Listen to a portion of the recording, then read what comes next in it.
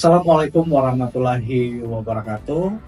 Perkenalkan, saya Insinyur Riko Herdiansah, STT MP IPM.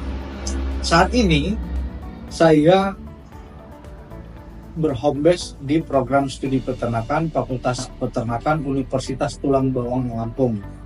Mata kuliah yang saya ampuh di program studi peternakan ini meliputi agribisnis usaha peternakan, yang kedua perundang-undangan dan kebijakan peternakan, penyuluhan dan komunikasi pembangunan peternakan, manajemen sumber daya manusia, manajemen pemasaran peternakan, dan terakhir pengantar kewirausahaan peternakan.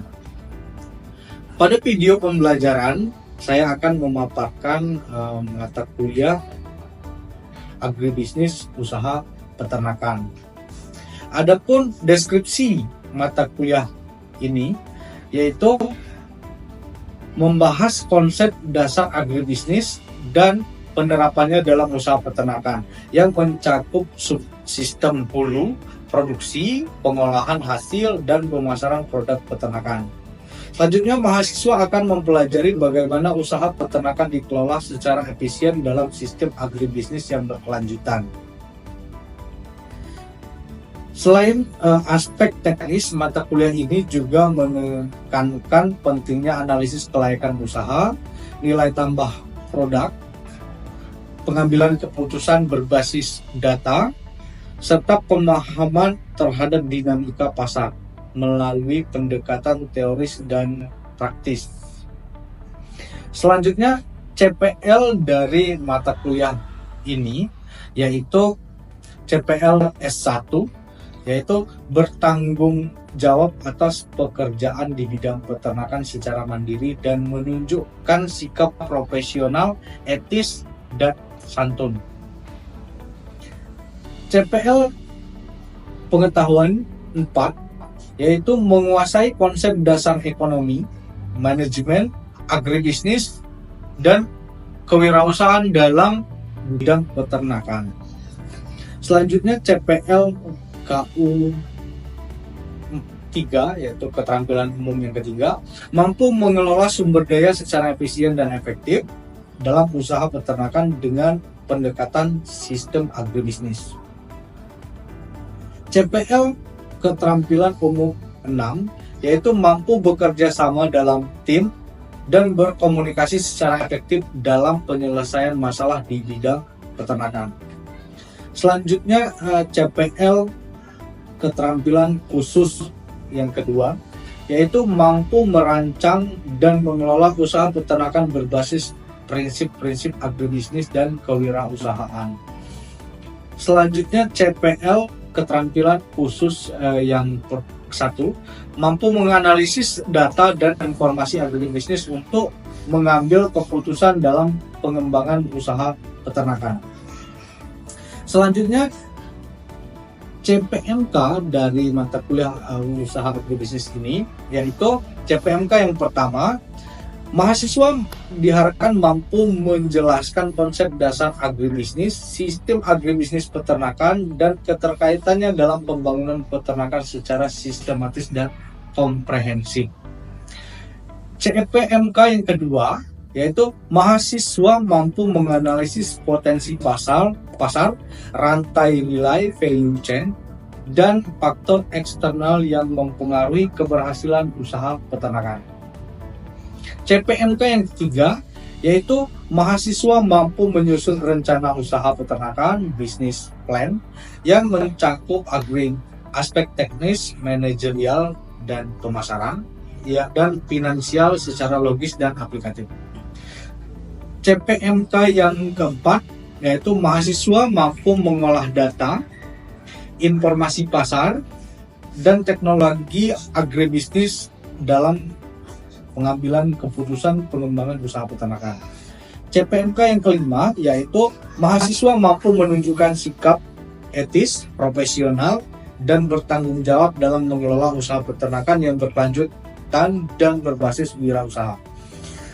Selanjutnya CPMK yang keenam, yaitu mahasiswa mampu bekerja sama dalam tim untuk merancang dan mengkomunikasikan ide usaha inovatif di bidang peternakan secara efektif dan kolaboratif.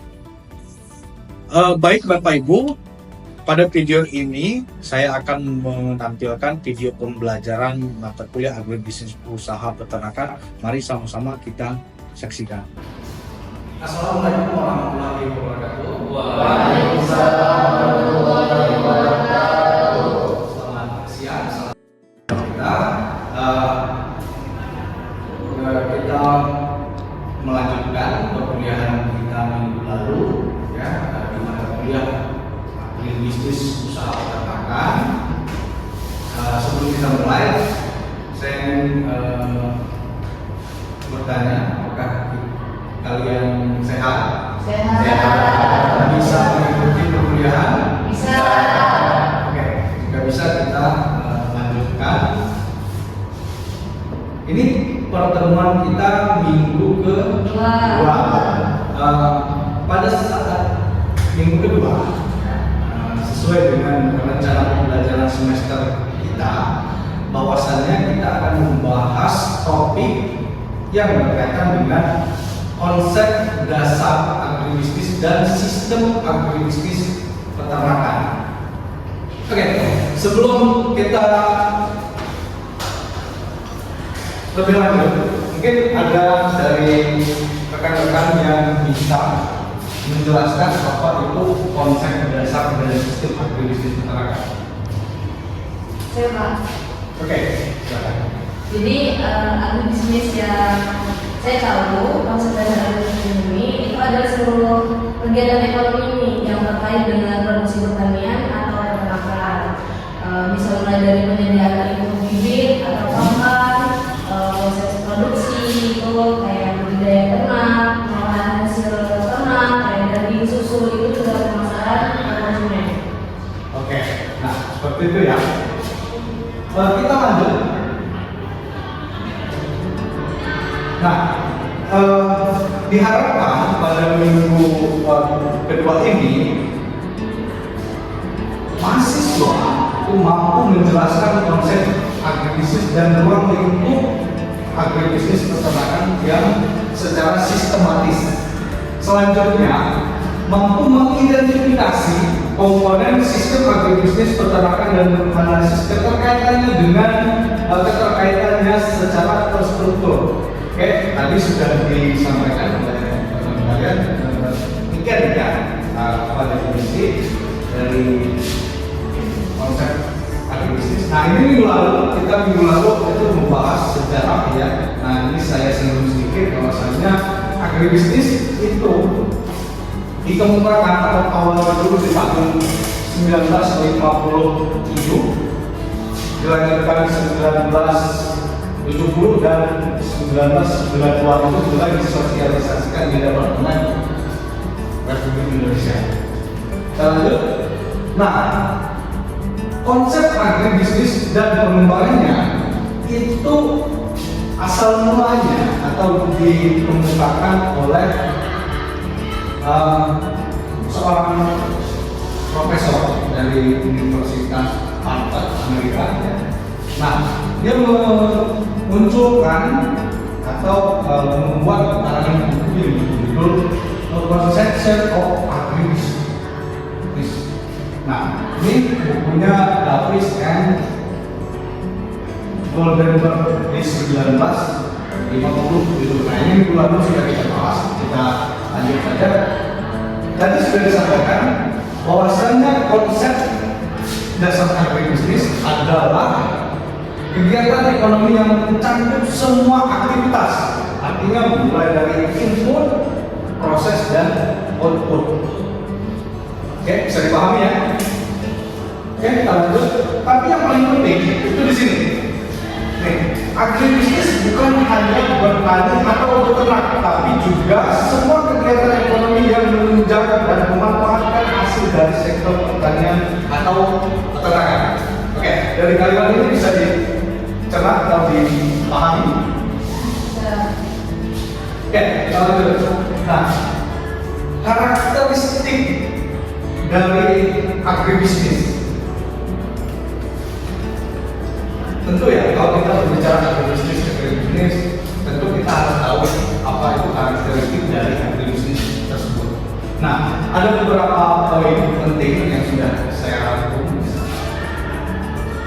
karakteristik dari agribisnis. Yang pertama itu tergantung pada sumber daya alam. Tentu kita di negara Indonesia itu sebenarnya didukung oleh sumber daya alam yang berlimpah, tapi kita mungkin selama ini terkendala di sumber daya manusia. Itu ya. Selanjutnya bersifat musiman dan fluktuatif. Bersifat musiman dan fluktuatif biasanya di tanaman hortikultura. Mungkin ada yang tahu tanaman hortikultura satu contohnya apa? Tanaman khusus di pertanian, tanaman itu kan ada dua, hortikultura dan tanaman perkebunan. Nah, contoh dari tanaman perkebunan apa?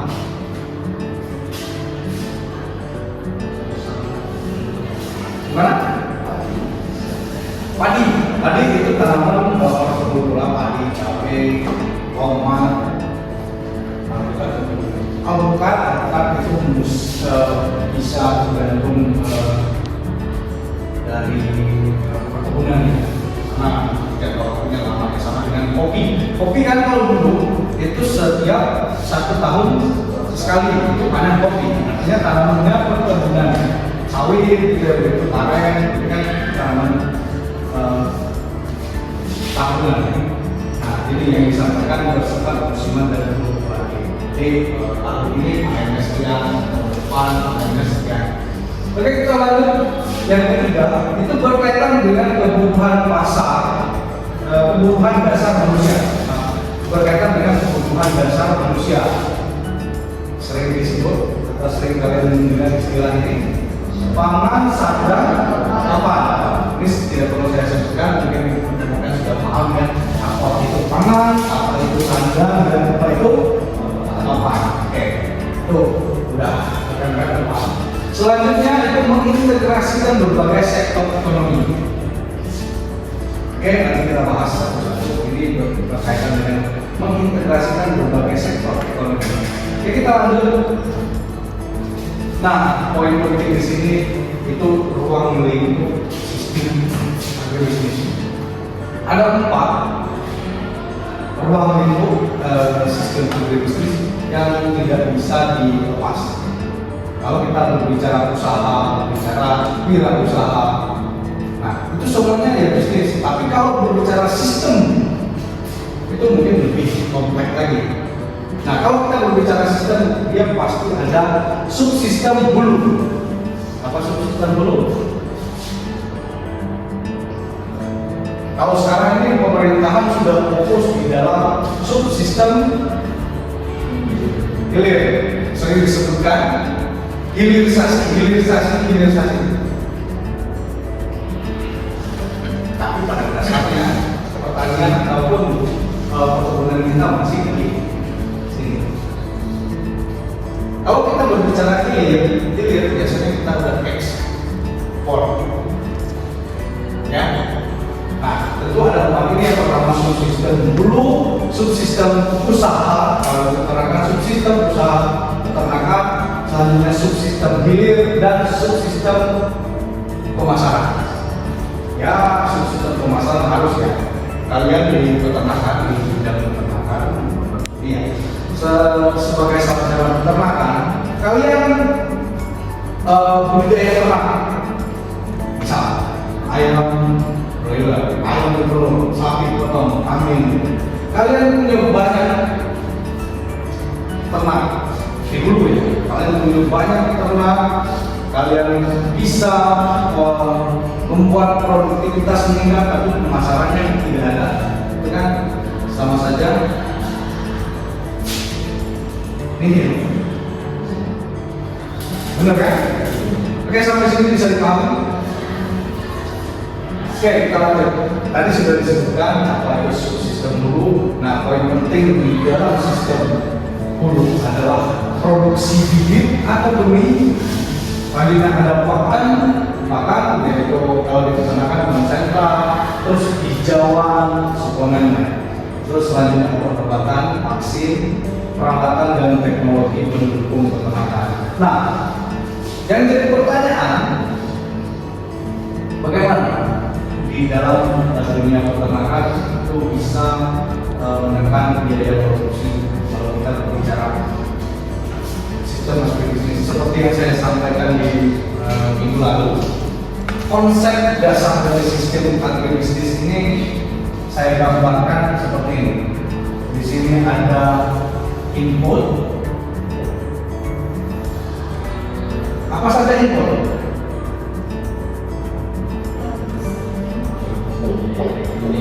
Nah, ini kita berbicara di dalam dunia peternakan saja. Kalau kalian sebagai alumni atau sarjana peternakan, kalian membuat alur dari sistem agribisnis ayam potong, ayam daging ataupun ayam telur. Nah, tentu kalian harus memikirkan 3 hal ini: input, proses, dan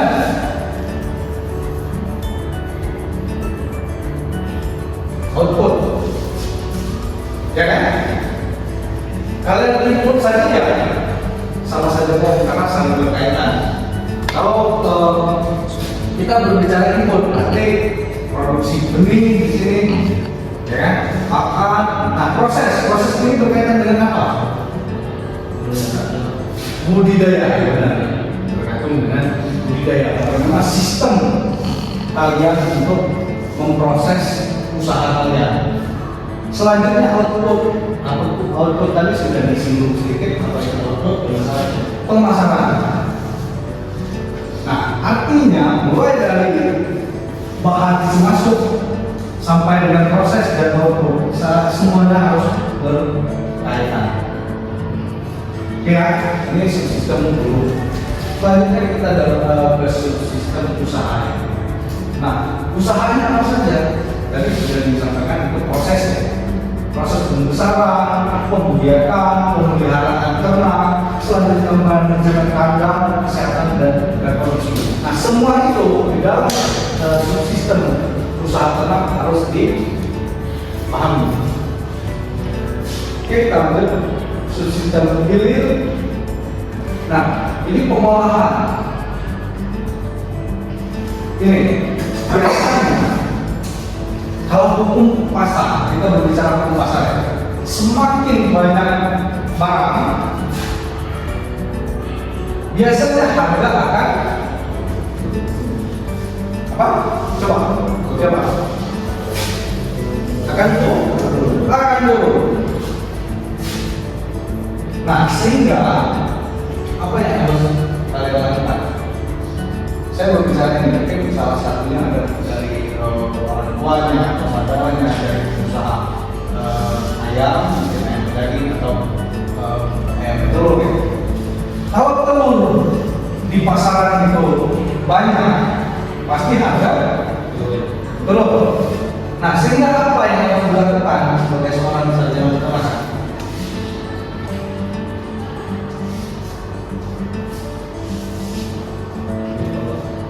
Nah, itu solusinya diolah untuk meningkatkan nilai dari barang tersebut atau volume tersebut. Oke, sampai sini bisa dipahami. Ini kita lanjut, tadi sudah dibahas. Nah, sistem pemasaran itu distribusi hasil ternak ke pasar, selanjutnya penetapan harga dan promosi dan branding produk ternak. Nah, kalau kita di dalam perkuliahan usaha agribisnis peternakan, tentu nanti kita harus uraikan bagaimana cara kita menetapkan harga dari suatu barang. Nah, dan tadi sudah saya singgung bagaimana cara kita untuk meningkatkan nilai pada saat pasar yang tidak stabil. Nah, itu bisa. Selanjutnya promosi dan branding suatu produk itu bisa dilakukan. Saya yakin sebagai calon dari sarjana peternakan itu harus berpikir kritis dan juga bisa menciptakan inovasi-inovasi yang terbaru. Kita lanjut. Nah, ini yang saya sampaikan tadi. Kalau saya uraikan satu-satu, mungkin pertemuan ini nggak selesai cuma 2 jam ya, 1,5 jam. Tapi pada dasarnya ada poin penting yang harus dipahami, yaitu dari sistem agribisnis ini ada 4 poin tadi dan ada subsistem jasa dan tunjangan. Oke, ini mungkin secara keseluruhan yang tanya.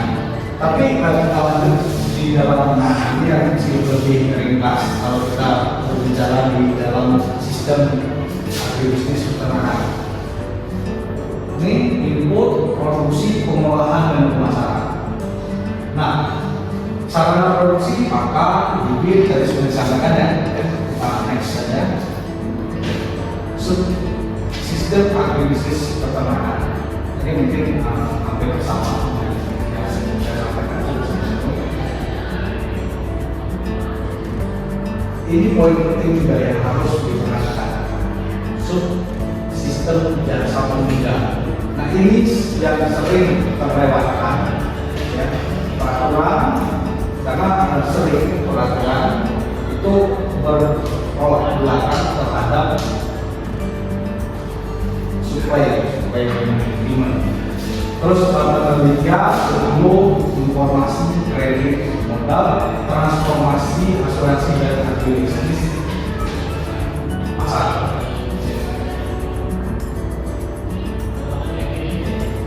Oke,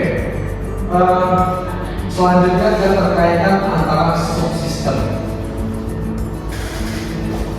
Tadi saya sudah sampaikan, kalau kita berbicara sistem itu pasti dia saling berkaitan. Yang pertama, kualitas input akan mempengaruhi hasil produksi. Nah, itu apa maksudnya? Mungkin ada yang bisa menyampaikan pendapatnya. Apa dari maksud kualitas input, pakan, bibit, obat-obatan itu mempengaruhi hasil produksi. Oke, gimana? Kalau kualitas pakan yang bagus, produksinya juga bagus. Oke, nah itu tadi contoh kecilnya. Artinya kualitas pakan yang bagus akan mempengaruhi hasil produksi. Oke, saling berkaitan ya, sepakat ya. Selanjutnya pengolahan itu menentukan nilai tambah dan daya tahan produk. Sepakat ya?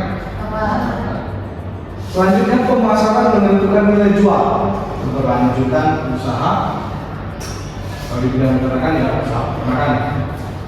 Tapi poin penting yang harus kalian ingat ini, rantai nilai agribisnis. Nah, itu didefinisikan sebagai serangkaian aktivitas yang saling terkait dalam suatu sistem produksi dan distribusi produk pertanian, mulai dari pengadaan input, produksi hingga produk tersebut sampai ke tangan konsumen. Oke, bisa? Demikian Bapak Ibu video pembelajaran saya mata kuliah agribisnis usaha peternakan. Sekian, wassalamualaikum warahmatullahi wabarakatuh.